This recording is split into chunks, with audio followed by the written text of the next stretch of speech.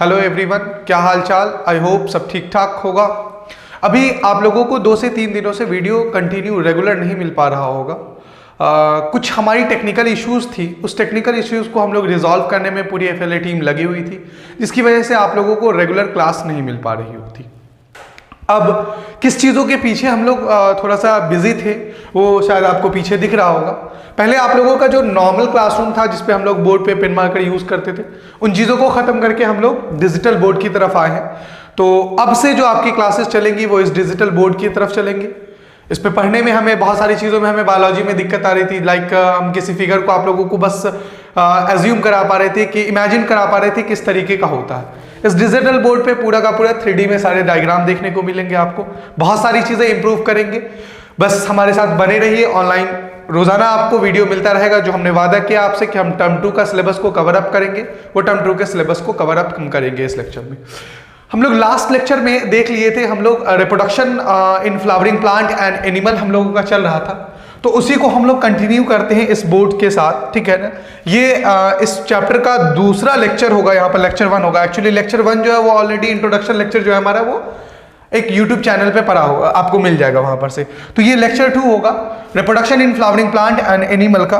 तो चलिए हम लोग आगे बढ़ते हैं क्लास की तरफ। ओके, तो आज की क्लास की शुरुआत एक प्यारे से कोटेशन के साथ करते हैं।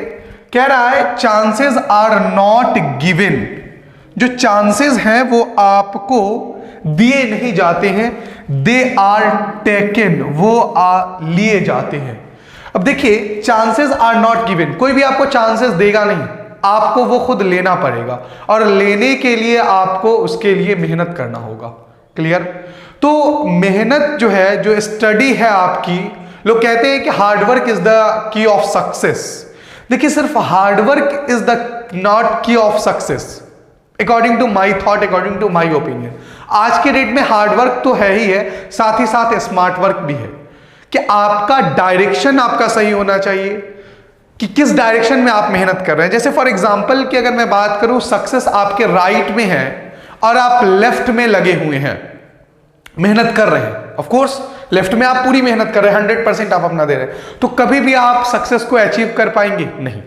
तो इसके लिए आपको स्मार्ट वर्क करना होगा, और स्मार्ट वर्क वही कह रहा है कि chances are not given, they are taken. जो जिनके पास जहन है, जिनके पास दिमाग है, वही चांस को अचीव करते हैं, लेते हैं, छीनते हैं। चलिए आगे बढ़ते हैं। तो इसलिए हार्डवर्क के साथ साथ आप लोग स्मार्ट वर्क भी करते रहा कीजिए।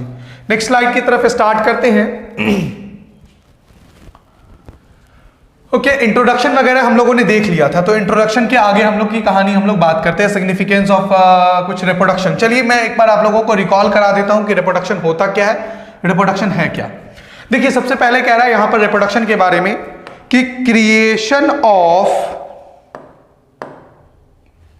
क्या कह रहा है, creation of new organism from the existing organism of the same species is known as reproduction. सबसे पहली बात करें रिप्रोडक्शन, तो रिप्रोडक्शन इज ओनली फाउंड इन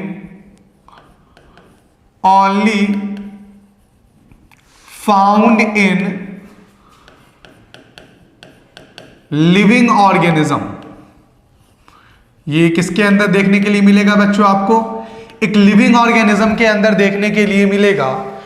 अच्छा, इस प्रोसेस में, ये एक प्रोसेस है, रिप्रोडक्शन इज अ प्रोसेस। इस प्रोसेस के अंदर सारे लिविंग ऑर्गेनिज्म अपने जैसे ओन ऑर्गेनिज्म को, अपने जैसे ओन लाइक किड्स को प्रोड्यूस करते हैं। That process is called as reproduction.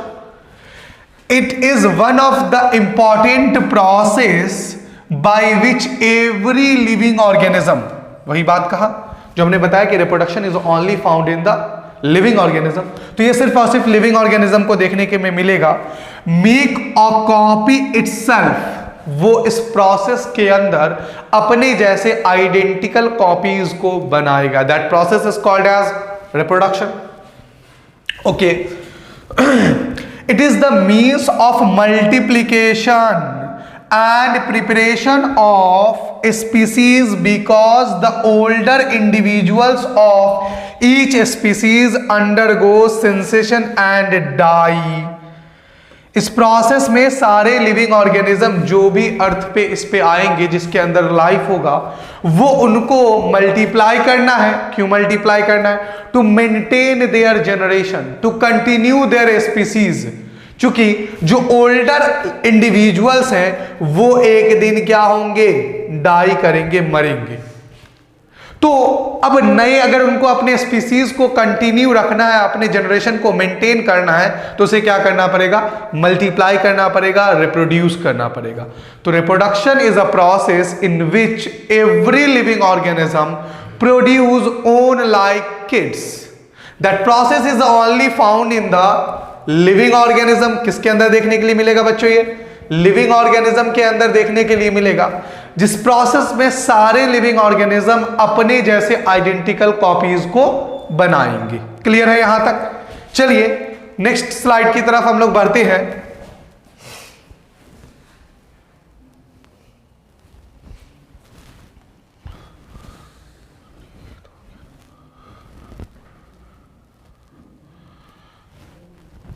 ये क्या हो रहा है भाई? ओके, अगला स्लाइड क्या कह रहा है हमारा?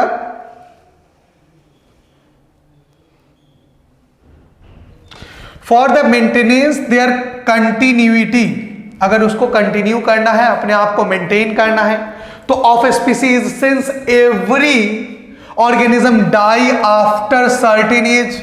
ये सिग्निफिकेंस ऑफ रिप्रोडक्शन की बात कर रहा हूं मैं, कि अगर किसी भी लिविंग ऑर्गेनिज्म को अपने आप को कंटिन्यू रखना है तो वो एक सिग्निफिकेंस है। For maintenance of continuity of species, अपने स्पीसीज को अगर बनाए रखना है तो उसे रिप्रोड्यूस करना पड़ेगा। क्या कह रहा है? Since every organism dies after एक सर्टेन एज, हर एक लिविंग ऑर्गेनिज्म एक सर्टेन एज के बाद, एक लाइफ स्पेन के बाद क्या करेंगे? डेथ करेंगे। By the reproduction new individuals are born. Reproduction के तहत ही नए इंडिविजुअल्स आएंगे, विच रिप्लेस देम, जो उन्हें रिप्लेस करेगा। भाई हमारे एंसेस्टर, हमारे दादा परदादा बॉर्न किए, वो हमें बॉर्न किए, हम उनको क्या किए? रिप्लेस किए। उनको एक सर्टेन एज के बाद उनकी डेथ हो गई, तो उनकी जगह पर कौन आ गए? विच रिप्लेस देम, उनको हम एक न्यू इंडिविजुअल के तौर पर उन्हें हम क्या कर रहे हैं? रिप्लेस कर रहे हैं। अगर उसके अपनी जनरेशन को कंटिन्यू करना है तो उन्हें क्या करना पड़ेगा? रिप्रोड्यूस करना पड़ेगा। Next, for adding variation for evolution, variation के लिए और इवोल्यूशन के लिए। देखिए एक सर्टेन एज के बाद, एक सर्टेन एज के बाद वेरियस इवोल्यूशन आएगा, वेरियस चेंजेस आएगा। चेंजेस जरूरी है सभी लिविंग ऑर्गेनिज्म के अंदर। क्यों? क्योंकि उसे नेचर को सिलेक्ट करना है। नेचर के अंदर, क्लाइमेट कंडीशन के अंदर चेंजेस आ रहे हैं, और क्लाइमेट कंडीशन के अंदर जो चेंजेस आ रहे हैं उसे अडॉप्ट करने के लिए उसके अंदर जेनेटिकली इवोल्यूशन आना जरूरी है। अगर वो अपने आप को जेनेटिकली इवोल्यूएट नहीं करेंगे, चेंज नहीं करेंगे, तो नेचर उसे सेलेक्ट नहीं करेगा। वही चीजें आगे कह रहा है, by the reproduction new variation, नए बदलाव आएंगे, एडिड होंगे।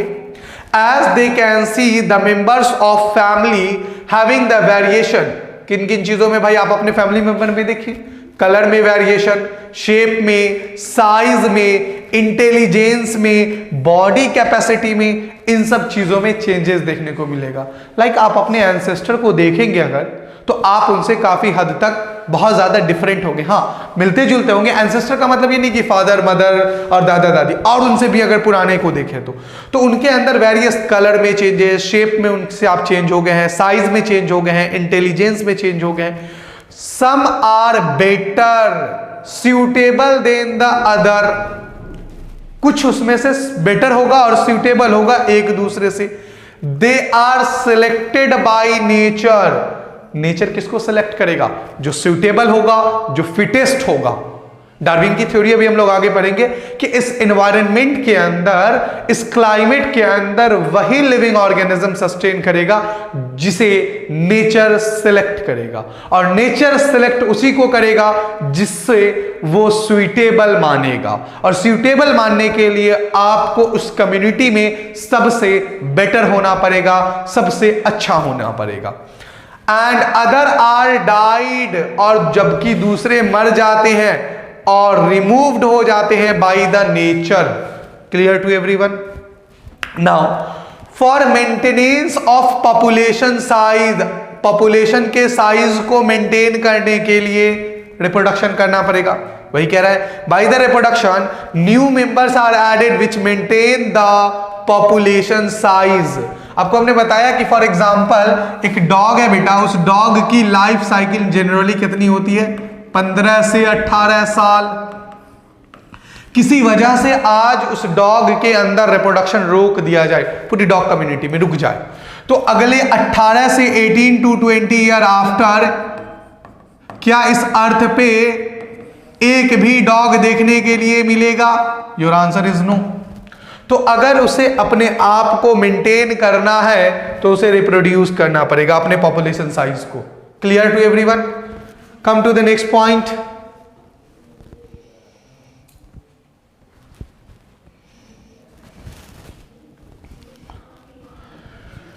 Type of reproduction.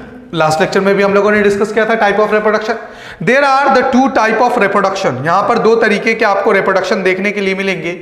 एक आपको मिलेगा कौन सा बेटा? एसेक्सुअल रिप्रोडक्शन, और दूसरा आपको मिलेगा सेक्सुअल रिप्रोडक्शन। कितने टाइप के रिप्रोडक्शन बेटा? एक आपको एसेक्सुअल रिप्रोडक्शन और दूसरा सेक्सुअल रिप्रोडक्शन। हमने डिस्कस भी कर लिया था कि एसेक्सुअल और सेक्सुअल क्या होता है, फिर से एक बार रिकॉल कर रहे हैं। एसेक्सुअल रिप्रोडक्शन, इस प्रोसेस में ऑफस्प्रिंग्स जो प्रोड्यूस होंगे by single parental cell, single parental cell से रिप्रोड्यूस होंगे without formation and fusion of gamete, बिना गैमीट के प्रोडक्शन के और बिना गैमीट के फ्यूजन के। That is called as asexual reproduction. What is asexual reproduction? In this process, इस प्रोसेस में सिंगल पेरेंटल सेल इन्वॉल्व होंगे जिसमें कोई भी गैमीट का फॉर्मेशन नहीं होगा। अब जाहिर सी बात है, जब गैमीट फॉर्म नहीं होंगे तो गैमीट का फ्यूजन कहां से होगा? क्लियर है? फर्टिलाइजेशन कहां से होगा? तो इस टाइप के रिप्रोडक्शन को हम और आप क्या कहेंगे? एसेक्सुअल रिप्रोडक्शन कहेंगे। तो सवाल ये उठता है कि आखिर वो कैसे रिप्रोड्यूस करेंगे? गैमेट का फॉर्मेशन नहीं हो रहा है, तो they divide, they multiply their body parts. देखते हैं आगे क्या कह रहा है। It is the primitive type of reproduction in which offsprings is produce by cell और any vegetative organ of an organism. Vegetative organ में लाइक अगर हम प्लांट की बात कर ले तो उसके किससे बेटा? स्टेम से रिप्रोड्यूस कर सकता है, उसके रूट से रिप्रोड्यूस हो सकता है, और इवन उसके लीफ से भी प्रोड्यूस हो सकता है। लीफ के एग्जांपल आपको ब्रायोफाइलम क्लास 8th में पढ़ा होगा आपने, अभी यहां भी पढ़ेंगे हम लोग। तो उसके सेल से, सेल में उसके न्यूक्लियाई से कर सकता है, उस सेल के ऊपर एक बर्ड लाइक स्ट्रक्चर से रिप्रोड्यूस कर सकता है, सेल के न्यूक्लियस को डिवाइड करके रिप्रोड्यूस कर सकता है, या सेल के पैरेंटल सेल के वेजिटेटिव पार्ट से रिप्रोड्यूस होकर के नए ऑफस्प्रिंग्स को ला सकता है। In this type of reproduction, offsprings are genetically identical to their parental cell. इस प्रोसेस में जो ऑफस्प्रिंग्स आएंगे वो बिल्कुल क्या होंगे?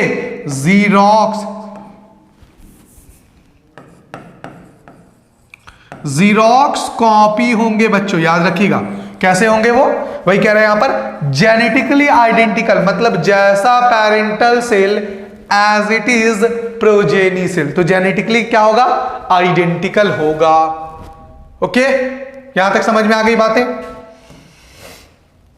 नेक्स्ट स्लाइड की तरफ बढ़ते हैं बेटा। Okay, mode of reproduction. Reproduction कितने तरीके के हो सकते हैं? बात करते हैं रिप्रोडक्शन कितने तरीके के हो सकते हैं। तो रिप्रोडक्शन इज फॉलोइंग टाइप। देखते हैं कौन कौन सा बच्चों। एक आपका आता है एसेक्सुअल रिप्रोडक्शन के टाइप है ये फिजन।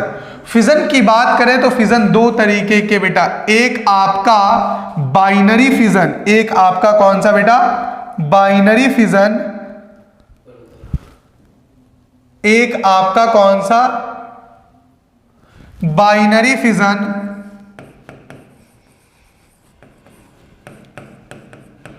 और दूसरा आपका कौन सा? Multiple fission. मल्टीपल फिजन कितने तरीके के reproduction? Reproduction is two type, binary fission and multiple fission. उसके बाद आता है आपका रिप्रोडक्शन, एसेक्सुअल रिप्रोडक्शन के टाइप को हम लोग देख रहे हैं। पहला टाइप फिजन, फिजन कितने तरीके के? दो तरीके के, बाइनरी फिजन और मल्टीपल फिजन। तीसरा budding, spore formation, fragmentation, regeneration and vegetative propagation. अब बेटा वेजिटेटिव प्रोपोगेशन में भी तीन पार्ट हमें देखने के लिए मिलेगा। कौन कौन सा मिलेगा? Cutting, layering and grafting.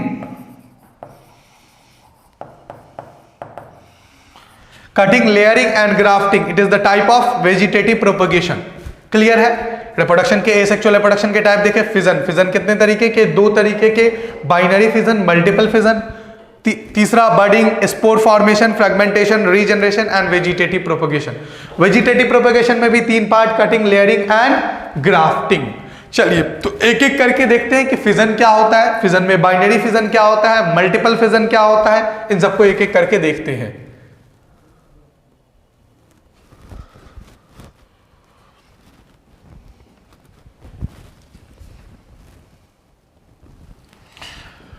Okay, सबसे पहले बात करते हैं यहां पर फिजन की। The word fission which means, it is drive from the Greek word which means splitting. याद रखिएगा, the word fission which mean, it is drive from Greek word which means splitting. क्या मतलब होगा बच्चों इसका? Splitting. It is a kind of asexual reproduction in unicellular organism। देखने के लिए किसके अंदर मिलेगा बेटा? यूनिसेलुलर ऑर्गेनिज्म के अंदर। अब यूनिसेलुलर ऑर्गेनिज्म किसको कहेंगे बच्चों? द ऑर्गेनिज्म, बताइए, the organism which is made up of, which is made up of single cell. जो ऑर्गेनिज्म एक सेल से मिलकर के बने हुए होंगे। तो एक चीज यहां से क्लियर हो रहा है कि फिजन जो है वो लोअर ऑर्गेनिज्म के अंदर देखने के लिए मिलेगा, जिसके बॉडी एक सेल से बना हुआ है। जैसे अगर हम बात करें एग्जांपल में तो अमीबा, पैरामीशियम, क्लेमाइडोमोनास, यूग्लिना, ये सब क्या है? आपके यूनिसेलुलर ऑर्गेनिज्म के एग्जांपल हैं, तो इनके अंदर देखने के लिए मिलेगा। अब बात करते हैं बाइनरी फिजन और मल्टीपल फिजन की। देखिए, द वर्ड बाई, बाई का मतलब क्या होगा? द वर्ड बाई का मतलब है बेटा टू। क्लियर है? तो इसको पहले हम वापस इस पे आते हैं। अभी पहले हम आपको इससे समझाते हैं कुछ चीजों को कि बाइनरी फिजन आखिर होता कैसे है। बाइनरी फिजन हम लेते हैं, हमने कहा आपको देखने के लिए मिलेगा यूनिसेलुलर में। यूनिसेलुलर में हमने एग्जांपल लिया, आपको बताया कि एक अमीबा एग्जांपल है। चलिए फॉर एग्जांपल कि ये एक अमीबा है जिसका कोई शेप नहीं होता है, और ये अमीबा का न्यूक्लियस है बच्चों, ये अमीबा का न्यूक्लियस है। तो व्हेन अमीबा बिकम मैच्योर, जब अमीबा मैच्योर होगा तो वो अपने न्यूक्लियस को क्या करेगा? खींचेगा, स्प्लिट करेगा, तोड़ने। खींचेगा किस चीज के लिए? तोड़ने के लिए। तो ये देखिए अमीबा अपने न्यूक्लियस को क्या कर रहा है बच्चों? अब भाई तोड़ना है अगर स्पिन को, तो हमें क्या करना पड़ेगा? उसको खींचना पड़ेगा। अब ऐसे तो होगा नहीं, तो ये अपने न्यूक्लियस को क्या करेगा? अमीबा खींचेगा। खींचेगा तो अमीबा का न्यूक्लियस क्या होगा? फाइनली जब ये मैच्योर होने के बाद खींच करके न्यूक्लियस इसका सेपरेट हो जाएगा बच्चों, लाइक दो पार्टों में न्यूक्लियस टूट करके अलग हो गया। तो यहां अमीबा के पास साइटोप्लाज्म भी तो होगा, यहां साइटोप्लाज्म भी तो होगा ना। तो अमीबा जब न्यूक्लियस को सेपरेट कर लेगा तो they also separate their cytoplasm, वो अपने साइटोप्लाज्म को भी क्या करेगा? सेपरेट करेगा। और फाइनली सेपरेशन के बाद वो क्या कर लेगा बेटा? सेपरेशन करके वो क्या कर लेगा? अपने साइटोप्लाज्म को सेपरेट करके they will be divided into 2 new amoeba. That process is called as binary fission. ये आपके क्या आ गए बच्चों? New amoeba. क्लियर है? व्हाट इज बाइनरी फिजन समझ में आ गया? When parental body become mature, they split their nuclei into 2 identical parts. When the nucleus becomes separate, they also separate their cytoplasm. वो अपने साइटोप्लाज्म को भी बच्चों क्या करेंगे? सेपरेट करेंगे। और साइटोप्लाज्म को सेपरेट करके वो क्या हो जाएंगे? 2 इक्वल पार्ट में डिवाइड हो जाएंगे। और बोथ इक्वल पार्ट जो नया डिवाइड होकर के आया, both new identical helps will be grow up independently. That process is called as binary fission. Getting my point everyone? Binary fission किसको कहेंगे? तो बाइनरी फिजन यहां पर समझ में आ गया, ये आपको हमने समझा दिया। अब लाते हैं आपको वापस बोर्ड की तरफ कि कहां है के पीपीटी।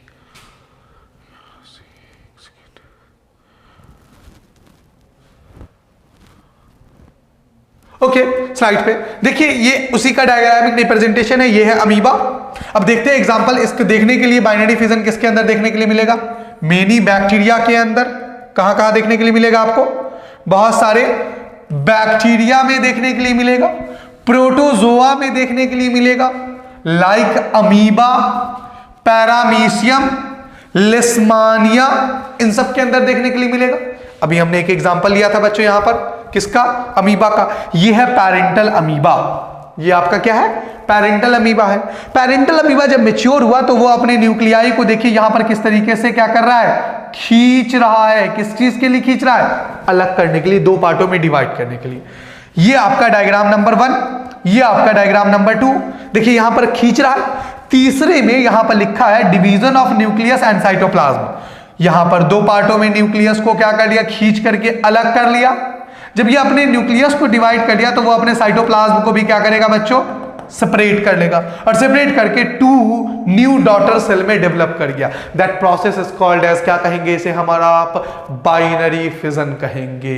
क्लियर है बच्चों? समझ में आ गई बात यहां तक का? कोई दिक्कत, कोई सवाल तो बताइए। ओके, अगले स्लाइड की तरफ बढ़ते हैं। बाइनरी फिजन के बाद बात करते हैं मल्टीपल फिजन का। मल्टीपल फिजन की तरफ आते हैं तो मल्टीपल फिजन, मल्टी का नाम से आपको पता चल रहा होगा कि मल्टी का मतलब क्या होगा बेटा? मल्टी का मतलब, एक सेकेंड सॉरी, ओके कहां चले गए थे? Okay, multi, the word multi which means, आपको पता चल रहा है मल्टी का मतलब होता है मोर देन 2, मोर देन 2। अब मोर देन 2 में हो सकता है 3 भी और 300 भी, 3000 भी। मल्टी का तो यही मतलब होगा, मोर देन 2 का मतलब। तो अब इस केसेस में क्या होगा मल्टीपल फिजन में? ऑन वन सेल, यहां पर क्या कर रहा है? One cell divided and replicate fission into many daughter cell simultaneously. लगातार कई सारे सेल में, मतलब एक सेल है, वो एक सेल कई सारे सेल में डिवाइड हो जाता है। That process is called as, क्या बोलेंगे उसको? मल्टीपल फिजन बोलेंगे। चलिए इसको समझाने के लिए और मैं आपको एक एग्जांपल लेता हूं कि इसको और हम समझाते हैं बेटा आपको। लाइक फॉर एग्जांपल कि आप लोग दही तो जरूर खाते होंगे, ऑफ कोर्स कर्ड खाते हैं ना जी। चलिए कर्ड में अगर हम बात करें कि क्या होता है, कर्ड बनाते कैसे, दही बनाते कैसे हैं भाई? दही दूध से बनता है। उस दूध में आपने देखा होगा, अगर आपने नहीं बनाया होगा, अम्मा अब्बा ने बनाया होगा, तो अम्मा को देखते होंगे थोड़ा सा उसमें क्या करते, जोरन डालते, थोड़ी सी दही डालनी होती है उस दूध के अंदर। तो उस दही को क्यों डालना जरूरी है? क्योंकि दही का फॉर्मेशन कौन कराता है? बैक्टीरिया कराएगा। उस बैक्टीरिया का नाम क्या बेटा? Lacto bacillus bacteria. तो लैक्टोबैसिलस बैक्टीरिया क्या करेगा? जैसे फॉर एग्जांपल कि ये एक बैक्टीरिया है, ठीक है बेटा, ये जब दूध के अंदर जाएगा तो वो डिवाइड होगा मेनी डॉटर सेल में। बहुत सारे डॉटर सेल में क्या हो जाएंगे बच्चों? डिवाइड हो जाएंगे। क्लियर? अच्छा, ईच डॉटर सेल, बहुत सारे डॉटर सेल में डिवाइड हो गए। अब वो एक बैक्टीरिया से, फॉर एग्जांपल कि एक लैक्टोबैसिलस बैक्टीरिया ने रिप्रोड्यूस करके 10 बना दिया, तो ये क्या कहलाएगा? मल्टीपल फिजन कहलाएगा। समझ में आई बातें? इस तरीके से उस एक चम्मच में हजारों बैक्टीरिया थे, लाखों बैक्टीरिया थे, वो सब रेप्लिकेट होंगे और पूरे दूध को किस में कन्वर्ट कर देंगे? दही में कन्वर्ट कर देंगे, कर्ड में कन्वर्ट कर देंगे। That process is called as, क्या बोलेंगे इसे? Multiple fission. एक सवाल और यहां से आता है कि ड्यूरिंग द इनफेवरेबल कंडीशन, किस दरमियान बेटा? इनफेवरेबल कंडीशन के दरमियान, इनफेवरेबल कंडीशन। अब इनफेवरेबल कंडीशन क्या होगा बच्चों? द कंडीशन, वो कंडीशन जहां पर उस ऑर्गेनिज्म को सरवाइव करना मुश्किल हो, उस कंडीशन को क्या कहेंगे? इनफेवरेबल कंडीशन। जैसे इस बाउल को उठा करके तुम क्या कर दो? फ्रिज में डाल दो। ठीक है, तुमने दही डाला दूध के अंदर और उसे कहां डाल दो? फ्रिज में डाल दो, रेफ्रिजरेटर में डाल दो। तो रेफ्रिजरेटर में जाने के बाद उसके लिए, इस बैक्टीरिया था लैक्टोबैसिलस यहां पर इस दही के अंदर, उस लैक्टोबैसिलस बैक्टीरिया के लिए क्या होगा? इनफेवरेबल कंडीशन होगा। एक तो ये कंडीशन इनफेवरेबल कहलाया गया। चलिए, इस दूध को बार बार गैस पे रख करके उबाल रहे हैं, बॉइल कर रहे हैं, तो गर्म करना भी इनफेवरेबल कंडीशन क्रिएट कराएगा उस लैक्टोबैसिलस बैक्टीरिया के लिए। तो याद रखिएगा कि ड्यूरिंग द, जैसे फॉर एग्जांपल कि यहां पर ये बैक्टीरिया थे कुछ, तो ड्यूरिंग द इनफेवरेबल कंडीशन के दरमियान वो बैक्टीरिया अपने चारों तरफ से एक लेयर बना के रहेगा उसके अंदर, किससे बचने के लिए? उस इनफेवरेबल कंडीशन से। And that layer is called as cyst. क्या याद रखेंगे बेटा? During the unfavourable condition they are coated with a layer, that layer is called as, क्या कहेंगे बच्चों? सिस्ट कहेंगे। Which protect from the unfavourable condition, जो उस बैक्टीरिया को या उस ऑर्गेनिज्म को क्या करेगा? प्रोटेक्ट करेगा, प्रोटेक्टेड करेगा। किस चीजों से प्रोटेक्ट होगा बेटा? इनफेवरेबल कंडीशन से। क्लियर? इनफेवरेबल कंडीशन से क्या होगा? प्रोटेक्ट करेगा। कौन करेगा प्रोटेक्ट उसे? Cyst. Clear to everyone? Any doubt? आगे बढ़े। Okay, come to the next point.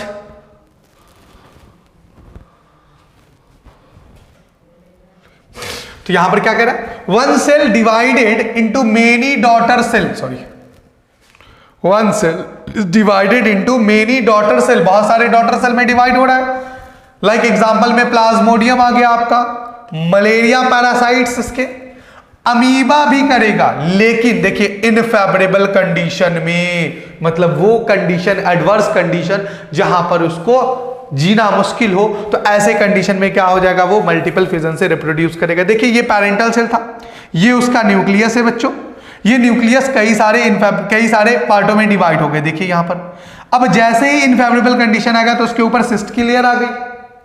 अच्छा, जब फेवरेबल कंडीशन, अब वो सिस्ट के अंदर पैक है खुद को इनफेवरेबल कंडीशन से बचाने के लिए, हमने बताया कि आपने रख दिया दूध को कहां? रेफ्रिजरेटर में, तो दूध से दही कन्वर्ट नहीं होगा। लेकिन जैसे ही उस रेफ्रिजरेटर से उस दूध को निकाल करके नॉर्मल रूम टेम्परेचर पे छोड़ेंगे तो उसके लिए क्या आ जाएगा? फेवरेबल कंडीशन आ जाएगा। तो during the unfavourable condition they unlayered their cyst, वो अपने प्रोटेक्टिव लेयर को हटाएगा और हटा करके फर्दर क्या करेगा? मल्टीप्लाई करना शुरू कर देगा। देखिए यहां पर सिस्ट को क्या कर रहा है? वो अपने ब्रेक कर दिया और ब्रेक करके कई सारे मेनी डॉटर सेल में डिवाइड हो गया। तो जब फेवरेबल कंडीशन आएगा तो क्या कर लेगा? लेयर चढ़ा लेगा अपने ऊपर। जैसे ही फेवरेबल कंडीशन खत्म होगा, इनफेवरेबल कंडीशन खत्म होगा, फेवरेबल कंडीशन आएगा, तो फेवरेबल कंडीशन के दौरान अपने सिस्ट को डिकोड करेगा और मल्टीप्लाई करेगा। That process is called as multiple fission. Getting my point everyone? चलिए now come to the next point. अब बात करते हैं बेटा बडिंग पे। बडिंग की बात करें तो budding is a process in which outer growth, that is called as bud, is formed on the body of parental body. Parental organism के ऊपर क्या होगा, जैसे हम एक एग्जांपल लेते हैं लाइक हाइड्रा के अंदर। किसके अंदर एग्जांपल लेते हैं बेटा? हाइड्रा के अंदर हम एग्जांपल लेते हैं। ये एक हाइड्रा है, ये हाइड्रा की पैरेंटल बॉडी आपको दिख रही है। जब हाइड्रा मैच्योर होगा तो ये अपने बॉडी सरफेस पे एक फिंगर लाइक प्रोजेक्शन को डेवलप करेगा। ये जो आपको आउटर ग्रोथ दिख रहा है यहां पर, that one, that outer growth is called as, क्या कहेंगे बच्चों इसे? Bud. That outer growth is called as, क्या कहेंगे इसे? Bud. Bud continuously grow up. देखिए डायग्राम नंबर बी में बड जो है वो कंटिन्यूअसली क्या हो रहा है बच्चों? ग्रो अप हो रहा है। और ग्रो अप होने के बाद जब ये मैच्योर हो जाएगा तो ये अपने पैरेंटल बॉडी से डिटैच हो जाएगा। यहां पर देखिए कंटिन्यूअसली ग्रो अप करता हुआ जब ये मैच्योर होता है, जब ये इंडिपेंडेंटली ग्रो अप करने के लिए कैपेबल है, तो ये अपने पैरेंटल बॉडी को क्या करेगा बच्चों? छोड़ देगा। और छोड़ करके यहां डिटैच होकर के क्या हो गया? नए एक इसी तरीके का, देखिए अपने एक ये हाइड्रा पैरेंटल बॉडी था, ये उसका दूसरा क्या आ गया? आपका आइडेंटिकल कॉपी आ गया, दो दूसरा हाइड्रा बन गया। देखिए यहां पर, तो यहां पर जो ग्रोथ हुआ है, जो रिप्रोडक्शन हुआ है, वो किसके थ्रू हुआ है? Through by the birds. मतलब when the parental body become mature they produce a finger like projection. क्या करेगा?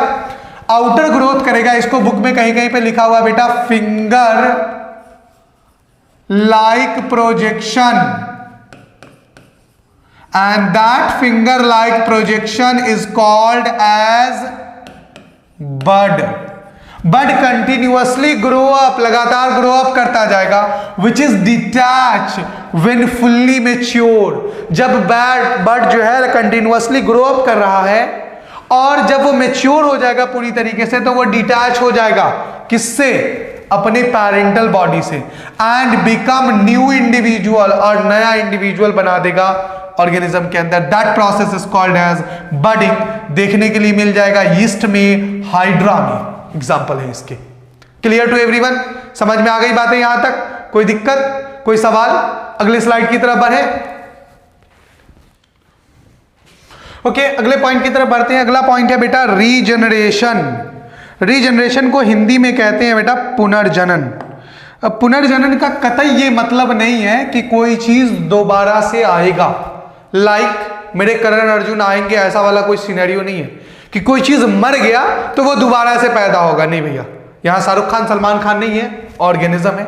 रीजनरेट होगा बॉडी, रीजनरेशन नहीं होगा, कोई चीज दोबारा पैदा नहीं होगी। देखते हैं क्या होता है। जैसे फॉर एग्जाम्पल कह रहा है, in this process getting back of full organism from the body parts, the parental individual is called as regeneration.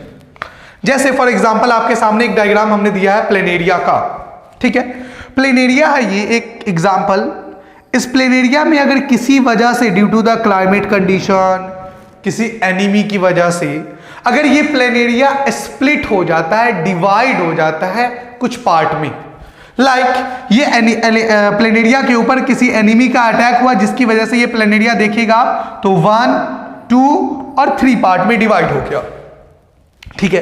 तो डिवाइड हुआ तो जो तीनों कटिंग पार्ट है, ईच लॉस्टिंग पार्ट है इसका, ईच लॉस्ट पार्ट है बच्चों, each lost part can be grow up into a new individual. देखिए यहां पर प्लेनेरिया 1, 2, 3 3 पार्ट में डिवाइड हुआ था।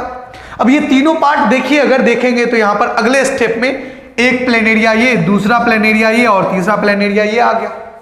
तो यहां पर कोई चीजें रीजनरेट नहीं होगी, लॉस्टिंग पार्ट जो होगा वो लॉस्टिंग पार्ट, खोया हुआ पार्ट क्या कर जाएगा बेटा? ग्रो कर जाएगा। जैसे आप वॉल लिजार्ड में देख लीजिए, छिपकली जो होती है, छिपकली की पूंछ कट जाती है तो वो छिपकली की पूंछ कुछ दिनों के बाद प्रॉपर पूरा ग्रोथ कर जाती है। देखा, समझ में आ रही बातें? तो वही चीज है यहां पर कि जो भी, जैसे फॉर एग्जांपल कि ये प्लेनेरिया है फॉर एग्जांपल, तो इस प्लेनेरिया को किसी ऑर्गेनिज्म ने खा गया यहां से, तो ये पार्ट तो वो खा गया, अब बचा ये पार्ट, तो ये पार्ट भी क्या हो जाएगा? ग्रो अप हो जाएगा फुल प्लेनेरिया में। लॉस्टिंग पार्ट जो है वो क्या कर जाएगा बेटा? रीजनरेट कर जाएगा। That process is called as regeneration. चलिए भाई आगे बात करते हैं। Regeneration carried out by the specialised cell, and that cell, these cell proliferate and the make large number of cell. These change organism sequence is called as development. वही चीजें जो बताई हमने कि किसी वजह से अगर लॉस्टिंग पार्ट खो जाएगा तो जो लॉस्ट पार्ट हो जाएगा वो lasting part can be grow up into a new individual. सामने आपके बताया ये एक प्लेनेरिया है, किसी वजह से प्लेनेरिया 3 पार्ट में डिवाइड हो गया, तो तीनों पार्ट जो होगा 1 2 3 पार्ट, तीनों पार्ट देखिए नए पार्ट में, ये वाला पार्ट नए प्लेनेरिया में डेवलप कर दिया, ये वाला पार्ट एक नए प्लेनेरिया में डेवलप कर गया और ये वाला पार्ट भी एक नए प्लेनेरिया में डेवलप कर गया। इसके एग्जांपल्स अभी कई सारे हमें देखने हैं बेटा। अभी एग्जांपल्स में थोड़े और आगे बढ़ते हैं। तो क्या कह रहा है, हाइड्रा, हाइड्रा में भी देखने के लिए मिलेगा बेटा आपको। किसके अंदर देखने के लिए मिलेगा? हाइड्रा में भी देखने के लिए मिलेगा आपको। तो याद रखिएगा, एक सवाल यहां से क्लियर होता है। वैसे जनरली पूछेगा हाइड्रा इज रिप्रोड्यूस बाय, तो आप क्या लगाइएगा? बडिंग, क्योंकि हाइड्रा बडिंग से जनरली रिप्रोड्यूस करता है। लेकिन अगर ऑप्शन में ये दे रखा हो hydra is reproduce by, option A budding, option B regeneration, option C spore formation, option D A and B both, तो आप क्या लगाइएगा बेटा? Answer A and B both. मैं सवाल को लिख देता हूं। सवाल क्या है बेटा? Hydra is reproduce by option A budding. अब बडिंग है, बच्चा लोग जैसे ही देखा फर्दर ए टिक लगा देता है। नहीं बेटा, आपको सवाल ऑप्शन कायदे से पढ़ने हैं। Option B regeneration, option C cutting and option D A and B both. तो आप क्या लगाइएगा? A and B both. क्योंकि हाइड्रा जो है, मान लीजिए कि ये हाइड्रा है, for example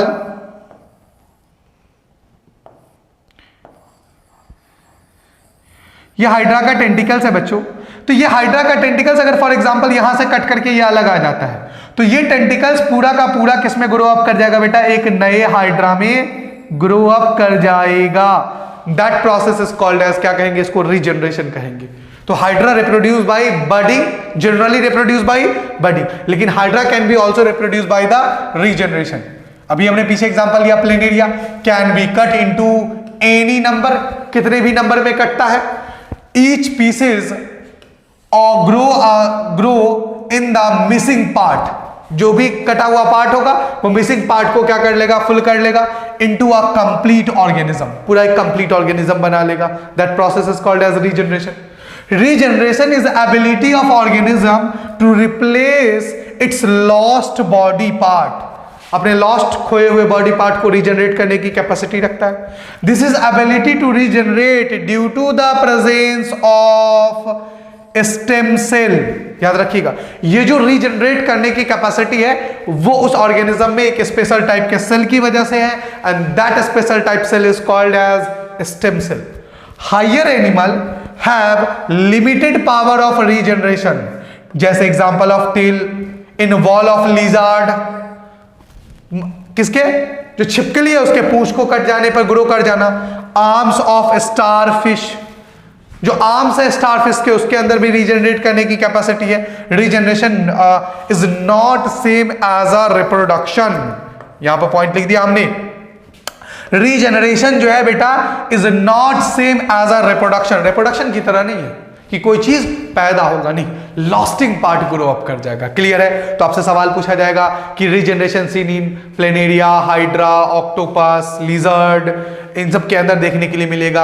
arms of starfish, इन सब के अंदर देखने के लिए मिलेगा। समझ में आ गया रीजनरेशन क्या होता है? आई होप कोई डाउट नहीं होगा। आप नेक्स्ट स्लाइड की तरफ बढ़ते हैं बेटा हम लोग।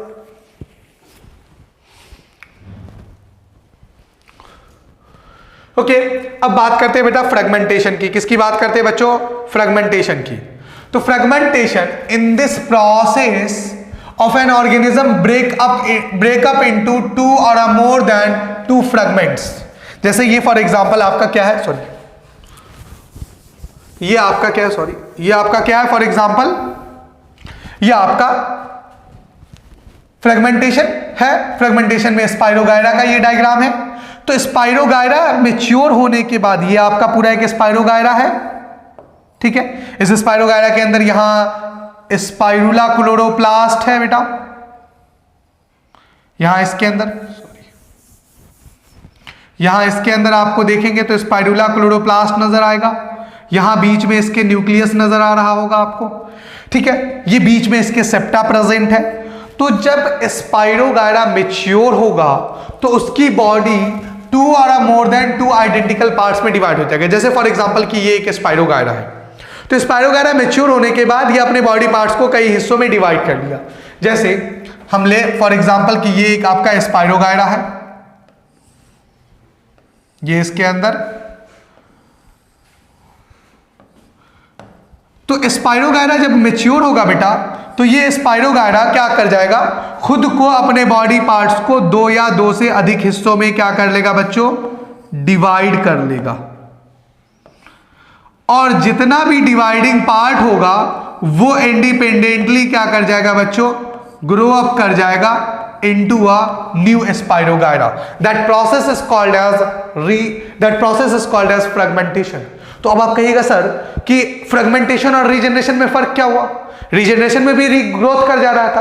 देखिए बेटा वहां पर फर्क क्या है कि फ्रेगमेंटेशन में बॉडी जो ऑर्गेनिज्म है वो इटसेल्फ डिवाइड करेगा अपनी मर्जी से, लेकिन रीजनरेशन में ऐसा नहीं है। भाई छिपकली अपने पूंछ को खुद अपने मर्जी से थोड़ी ना काट लेगी, कभी किवाड़ में लग करके या कभी किसी चीजों की वजह से लग करके कट जाता है।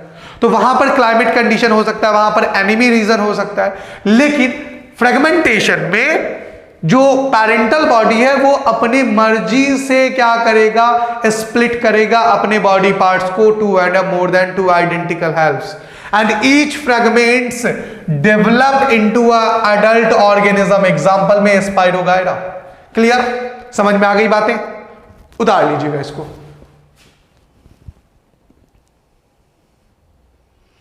अगले स्लाइड की तरफ बढ़ते हैं हम। फ्रेगमेंटेशन के बाद बात करते हैं बेटा स्पोर फॉर्मेशन का। अगला आपका स्पोर फॉर्मेशन, आजा भाई।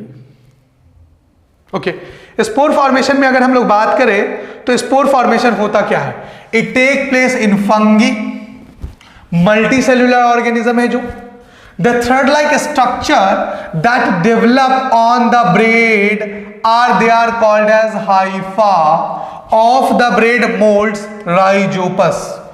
इसको समझाता हूं आपको मैं बोर्ड पे। फॉर एग्जाम्पल बच्चों हम लेते हैं द बॉडी ऑफ फंगी। हम क्या लेते हैं बेटा, फंगी की एक बॉडी लेते हैं।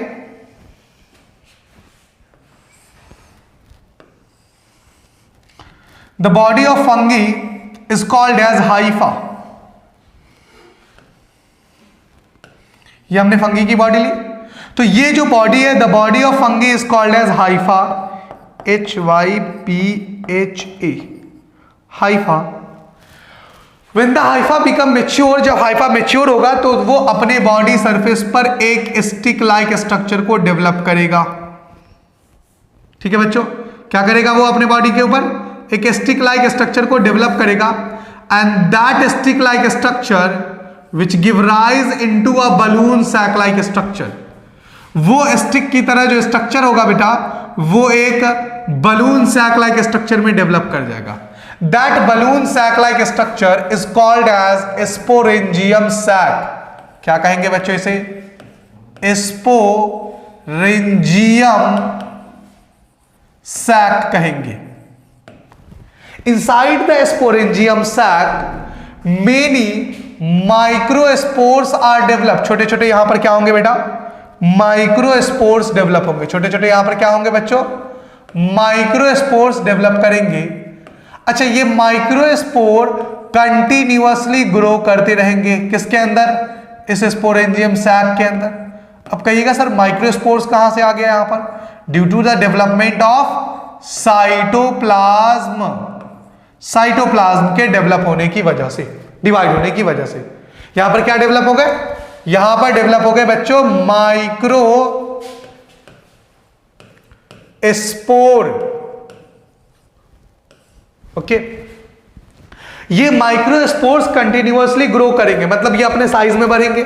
जैसे फॉर एग्जांपल ये माइक्रोस्पोर अभी छोटा था, अब ये माइक्रोस्पोर अपने साइज को क्या कर रहा है, जैसे फॉर एग्जांपल ये माइक्रोस्पोर इतना बड़ा हो गया, ये माइक्रोस्पोर्स इतना बड़ा हो गया, तो माइक्रोस्पोर्स के साइज बढ़ने की वजह से स्पोरेंजियम सैक जो छोटा था वो स्पोरेंजियम सैक भी क्या होगा, बिकम बिगर एंड बिगर, बड़ा होता जाएगा।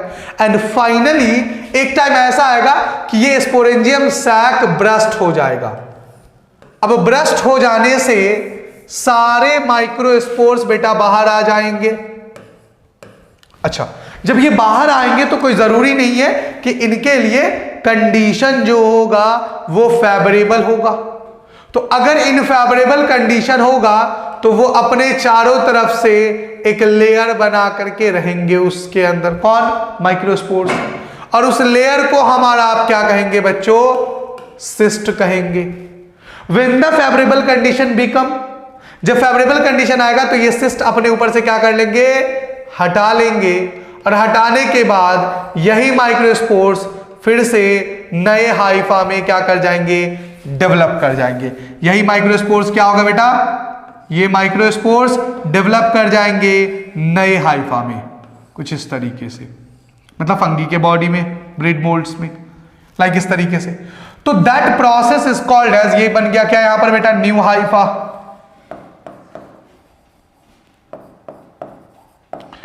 That process is called as spore formation. Clear? The body of fungi is called as hypha. When the hypha become mature, they produce a finger-like projection on their body surface, which give rise into a balloon sac-like structure. Inside the balloon sac-like structure, microspores are developed due to किसकी वजह से, division of cytoplasm, and finally they develop inside the microspores.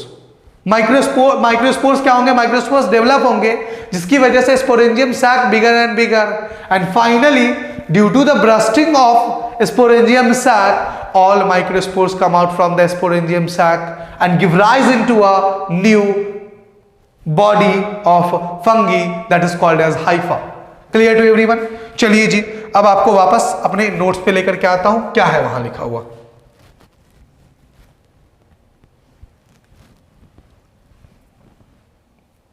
Okay, it take place, ये देखने के लिए आपको मिलेगा किसके अंदर बच्चों, ये देखने के लिए मिलेगा आपको multicellular organism, multicellular organism यानी फंगी के अंदर। That thread like structure that beard is called as hypha या हाइफेप्रुलर। ब्रेड मोल्ड्स, राइजोपस एग्जांपल इसके। The tiny bulb on the stick structure is called as sporangia, हमने जिसको sporangium sac बताया आपको, are involved in this reproduction. Spore formation contains cell or spores that develop into a new rhizopus individual.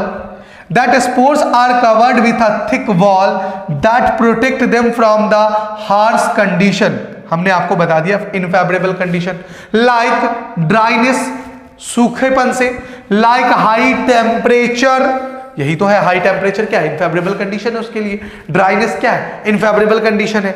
They come into contact with another moist surface and can being to be grow, और जैसे उनको condition सही मिलेगा तो वो अपने cyst को, यानी यहां पर जो हार्ड प्रोटेक्टिव वॉल है, प्रोटेक्टिव लेयर है, इसी प्रोटेक्टिव लेयर को तो हमारा आप क्या कहते हैं, सिस्ट। क्लियर है? स्पोरेंजिया, इसी को हमने आपको बताया रेंजियम sac. Clear to everyone? Body को हमने यहां पर लिखा था hypha. Okay, clear to everyone? Spore formation. चलिए, स्पोर फॉर्मेशन आपको देखने के लिए किसके अंदर मिल जाएगा, फंगी के अंदर। फंगी में आप जितने भी फंगी के बहुत सारे एग्जांपल्स हैं, ब्रेड मोल्ड्स है, राइजोपस है, ठीक है ना, लाइक इसके क्या हो जाएंगे, मशरूम हो जाएंगे एग्जांपल्स, ठीक है ना, जिसको एग्रिकस बोलते हैं, एस्परजिलस। चलिए आगे बढ़ते हैं बेटा।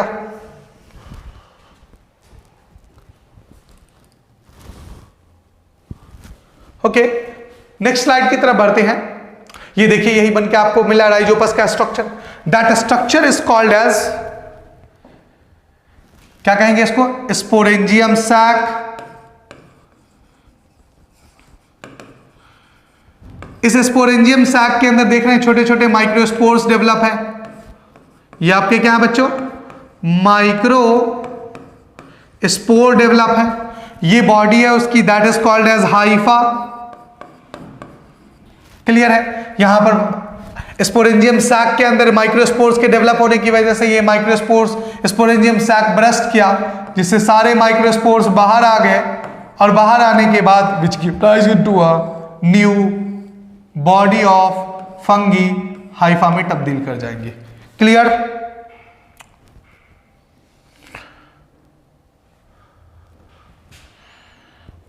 नेक्स्ट स्लाइड की तरफ बढ़ते हैं, स्पोर फॉर्मेशन। ओके, आज इस में स्पोर फॉर्मेशन के बाद अगला हमारा टॉपिक जो बच रहा है बच्चों, वो बच रहा है आपका वेजिटेटिव प्रोपोगेशन। तो इंशाल्लाह उसको नेक्स्ट लेक्चर में हम लोग कंप्लीट करेंगे।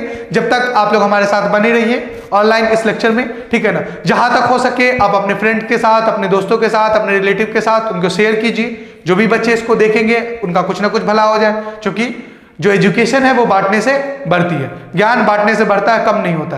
तो इसलिए खूब इसको अपने ग्रुप में, अपने फ्रेंड सर्कल में, अपने रिलेटिव के पास सर्कुलेट कीजिए। कुछ ना कुछ बच्चे नए सीख लेंगे, किसी का भी भला हो जाएगा। बाकी आपको नोट्स जो है सारे वो हमारे टेलीग्राम चैनल पे आपको मिल जाएगा, लिंक डिस्क्रिप्शन में होगा।